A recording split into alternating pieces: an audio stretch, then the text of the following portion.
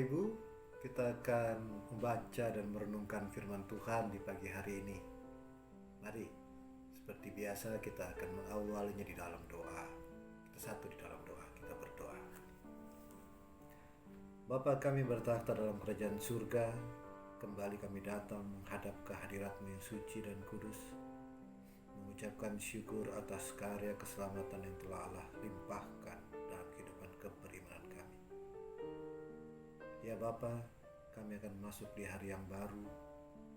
Berjalanlah mendahului kami, agar apa yang kami kerjakan, apa yang kami lakukan, semuanya dapat berjalan seturut dengan rencana-Mu dalam kehidupan keseharian kami. Kami akan baca dan merenungkan firman-Mu pada pagi hari ini untuk mensyukuri berkat-berkat Tuhan, dan sebagai modal awal untuk kami dapat melalui hidup yang baru ini. Bersabdalah ya Bapa, karena kami anak-anak-Mu telah siap untuk mendengarkannya. Amin. Selamat pagi Bapak Ibu dikasihi Tuhan kita Yesus Kristus. Bacaan kita pagi hari ini terambil dari Amos pasal 6 ayat 6 sampai dengan ayat yang ke-9.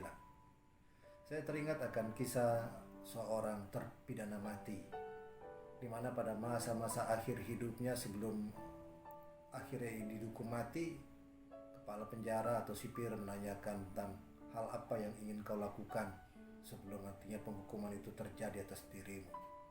Biasanya mereka akan meminta bertemu dengan orang mereka cintai, atau mereka meminta makanan.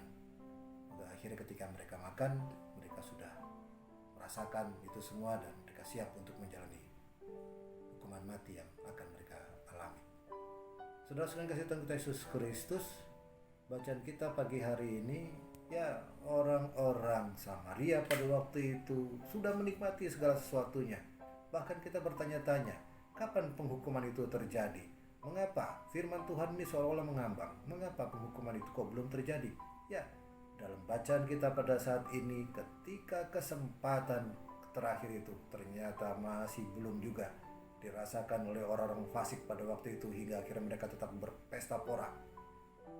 Mereka minum anggur dari bokor dan berurap dengan minyak paling baik.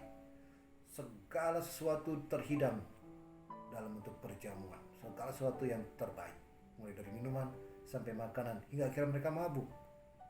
Mereka mengalami surga kecil mereka rasakan pada waktu itu. Allah, bacaan kita, sebab itu mereka sekarang pergi sebagai orang buangan di kepala barisan. Mereka berjalan seolah-olah mereka sama seperti seorang pahlawan yang baru menangkan peperangan, di mana para tentara di belakang mereka.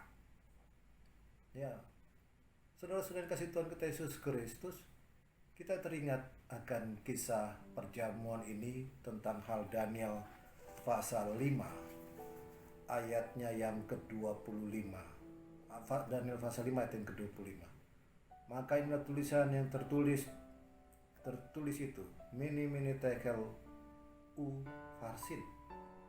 Dan inilah makna perkataan itu. Mene, masa pemerintahan Tuanku dihitung oleh Allah dan telah diakhiri. Tekel, Tuanku ditimbang dan neraca dan didapati terbilang ringan. Peres, kerajaan Tuanku dipecah dan diberikan kepada orang Media dan Persia. Perjamuan yang dialami, perjamuan yang dirasakan oleh umat pada waktu itu, khususnya orang-orang fasik pada waktu itu, akan segera berakhir. Dengan apa? Bukan dengan peperangan, akan tetapi dengan pandemi penyakit sampar. Ya, pada ayatnya yang ke-9 dikatakan, dan jika masih tinggal 10 orang dalam satu rumah, mereka akan mati. Ketakutan menyebabkan mereka berkumpul, dan ketika mereka berkumpul, yang terjadi mereka tertular. Satu persatu mereka mati. Saudara-saudara dikasih Tuhan kita Yesus Kristus, apakah hidup itu pilihan?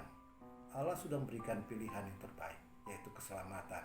Dan oleh karena itu, lakukan apa yang menjadi kehendak Allah dalam dirimu. Talenta, karunia, apa yang telah Tuhan berikan, maknai itu dan syukuri, karena itu merupakan berkat yang luar biasa yang telah Allah berikan dalam dirimu. Kekayaan dan kebahagiaan di dunia ini semu. sesuai dengan bacaan kita, rasa tentram yang palsu.